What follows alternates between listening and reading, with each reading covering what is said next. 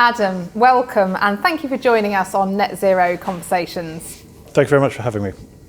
So let's start by exploring your several professional hats. So you're at the Church of England Pension Board, but you're also with the Transition Pathway Initiative. So tell us a bit more about those. Well, first and foremost, my main day job is as Chief Responsible Investment Officer at the Church of England Pensions Board. We have a pension fund for 41,000 beneficiaries.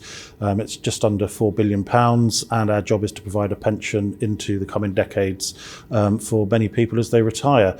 But we hold very much the value that they also need a world to retire into. So issues like climate change challenge our ability to manage our investments over that kind of time frame, and so therefore it's really important that we also understand the climate transition, the opportunities, the risks, and that's where my second hat comes into bear, which is as chair of the Transition Pathway Initiative, which is a tool that we've set up with the London Stock Exchange Group, with a number of asset owners and the London School of Economics, to ensure that we can understand the transition as an asset owner to really fulfil our duties as a fiduciary, and at the same time really drive change in the real world and see real world emissions reduction, so that world that people retire into isn't impacted by climate change. So Adam, it's been some time since COP26 last year. I'm wondering, what are your observations and reflections of progress made since then? Well, it's about delivery, and I think the focus of the summit that's been held at that sort of midway point is a really good moment to reflect on what has been achieved in Glasgow and now what needs to happen as we move towards the next COP in Africa. Because a huge mobilisation occurred in advance of Glasgow.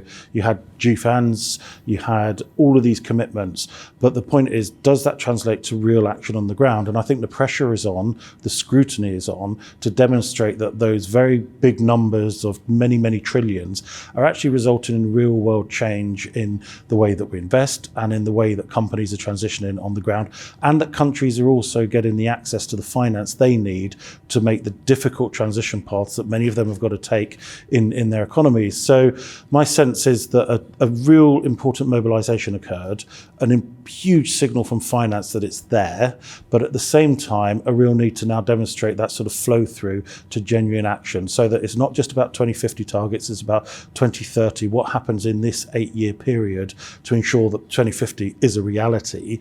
And I think it's a focus on action, delivery and accountability, and you're seeing a real pressure on that. I think the other aspect is a real need to demonstrate public policy is aligned to net zero. So you had more commitments made at COP. I think in best scenario it's about 1.8 if they're all implemented, but that still challenges us because it's not net zero aligned. And when you look at difficult sectors that need to transition, there's still a lot of policy that needs to be brought in alignment with net zero objectives to enable companies to transition, and in turn to enable us as an investor to remain invested in them, which is something we want to do.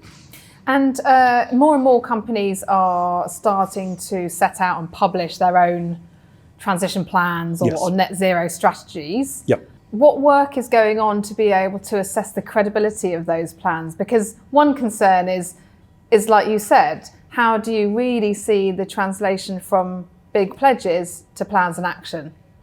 Well, I think the transition plans that companies have started to bring forward, some have been brought to votes. I've engaged with a number of companies and encouraged them to do this. I think they're a really positive thing for a company to do, because it tells you as an investor, as an owner of that company, what the intention of the management is to address this systemic challenge to that company business. It provides them with an opportunity to set out a strategy, to then seek the support of their shareholders for that strategy. And if they do get that support, well, that's a really, really good endorsement to get on with it, and hopefully to go even further faster, aligned to the ambition of the targets that the company sets. So my sense is it's a very important piece of the architecture. It's essential we get the factors that sort of determines what a good plan well understood.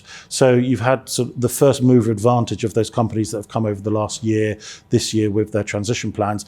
I think they've started to demonstrate what needs to be in them. I think we still need to define some of the boundaries of all the emissions that need to be addressed fully in those plans, the level of ambition of those targets, and then really looking at things like the capital expenditure, evidencing that that's aligned to delivering the strategy that the company sets out. And lastly, I'd say that the lobbying and the public policy that those companies also engage in through industry associations and directly is also aligned to delivering that plan. So I think there's lots of elements to these plans. I think they're very important. I'm encouraged by them. We want to see companies bring them forward, and I think be open about the dependencies of your ability to achieve your targets, because I think we want to share your ambition. We want to understand the challenges you've got in delivering those targets, and then we want to work with you. But it's very difficult for us to do that if you don't set out those plans and those dependencies very clearly. And so you spoke there about kind of the conversation that goes on between companies and investors. Can you talk to me a bit more about engagement as a strategy versus divestment from high emitting sectors? Because this is a debate that's kind of run. Where does the Church of England Pension Board sit on that kind of dynamic? Well, I mean, we do use disinvestment on occasions where we feel that a company is either not responding to our engagement, or where we view that a company or particular aspects of a sector aren't part of the transition. And on a number of other issues, we do disinvest. However, it's not our preference to do that, because fundamentally, I think there's a really important role for us to have honest and open dialogues with companies, for them to set out their plans and to work with them in helping them actually ensure that A, they're ambitious enough, and B, that they've actually got a credible plan in delivering on their targets. Now, if you can make that work, then that means that you don't need to disinvest. And the point of the transition is it's transition over time. And so therefore you can be a company in a high emitting, high carbon intensive sector, but really it's about your plan to get from where you are today to where you need to be, and the interventions you're going to make to achieve that. Now, if you could do that well, then I think you can carry the confidence of your shareholders, carry the confidence of them in the board and in the directors, and I think then we become a sort of partner in helping support the company, but also potentially providing the transition finance for them. But it's essential that we have independent tools to really track and hold companies accountable on this and check that the veracity of the plans. And I think tools like the Transition Pathway Initiative are really important to doing that. And so that's why as a fund we use that to determine which companies are transitioning and which aren't. And now you can differentiate. When I started working in this area, you couldn't differentiate between companies based on this kind of independent assessment. Now you can differentiate in all the high carbon sectors, and that's what we've done. We have a passive index, the FTSE TPI Climate Transition Index. It differentiates on every high carbon sector between those companies that are moving and those that aren't. And those companies that are moving get double weighted in that index. Those that aren't don't make it. And yet they could if they set the right plan. So I think that's where it's really important that we sort of understand the role of transition plans, but also the way in which you can now make differentiation decisions in sectors, which means that you don't have to exit high carbon sectors. You can engage with them, work with them, and then work out which companies are moving. So we really need really high quality information, and that I believe is part of the plan for the TPI Climate Transition Research Centre that was announced last year. So where are we on that? When can we expect to see that launched? We're very shortly to be in a position to open the doors to the new TPI Global Climate Transition Centre, and absolutely delighted with the support from London Stock Exchange Group, also the other partners that have come in behind the centre to ensure that it can be created at the London School of Economics Grantham Research Institute. And this is going to really enable us to scale the coverage of our assessments. At the moment, we're covering about just under 600 companies in listed markets. We're going to be able to go up to 10,000, particularly with the support of FTSE and the data that will be coming to enable a lot of the assessments of the academics at the LSE. Equally, we're going to be looking at other asset classes, sovereign bonds and also corporate bonds. So our sense is that this centre is going to be a really important part of the architecture and infrastructure that supports investors to really deal with the challenges of climate change, understand the risks, understand the opportunities, and play a very constructive role in driving the transition. So I'm excited. It's imminently, there'll be hopefully a party as we open it, and it will be able to scale at pace because the need is absolutely there. Yeah, and you mentioned about actually the expansion of the coverage, and I think the thing that's really important is that it's going beyond listed equities. Yes. That, you know, for a wholesale transition of the whole economy, we need to think about beyond asset classes. So we're really excited to see that, and as that research comes through. The other thing I wanted to touch on, Adam, was we talk about a just transition. Yeah. And it's a phrase which is bandied around a bit. Talk to me a bit about that. And I believe that there's some news about kind of work that's ongoing about how we really start to get capital to some of the emerging and developing economies? Well, fundamentally, the transition is not going to be just unless you can support a lot of the poorest countries and the emerging economies and the communities, many of which didn't really contribute to this challenge. This was a developed world problem that is causing impacts in many of these countries where they haven't yet had the benefits of growth and industrialization, or in some circumstances, whilst we've had that benefit in the developed world. And so therefore, the transition really needs to ensure that countries that are facing the realities of climate change in their economies are also given the support and the financing to actually transition the difficult sectors to alternative energy sources. And so for us as a pension fund, we look at the way that we're invested in emerging markets, and we've been able to bring together a group of 12 UK pension funds with 400 billion assets under management, who serve 18 million UK pension holders. And our aim as a group really is to understand the needs of emerging economies, the practical ways in which we can sort of roll in behind the commitments governments are starting to make that require finance from pension funds to flow in behind the public money that's started to be put on the table, and really amplify and sort of speed up the transition that they have at the national level. And I think unless pension funds really approach it through this lens of wanting to support countries in emerging economies achieve their goals, then I think we're going to be in real trouble. So I think this is a really good signal from a group of pension funds that want to get very practical, work with governments, work with countries, identify the ways that we can ensure that we can invest in support of the transition in line with our investment approaches and fiduciary responsibilities. And presumably it's going to kind of require quite a new look at how we invest in different markets, in terms of attitudes to risk or timeframes or even market sizes, etc. So it's great that we're seeing a collaboration of pension funds to really work through some of those thornier issues. Yeah, well, I mean, I think there's a lot of misconceptions, and part of this is going to be an effort of actually just sort of bursting some sort of false bubbles that exist around the challenges in emerging markets. It's also quite clear there's a very significant political imperative to help support countries like South Africa, who have a difficult energy system, which is fossil fuel based, transition from where it is today to where it needs to be.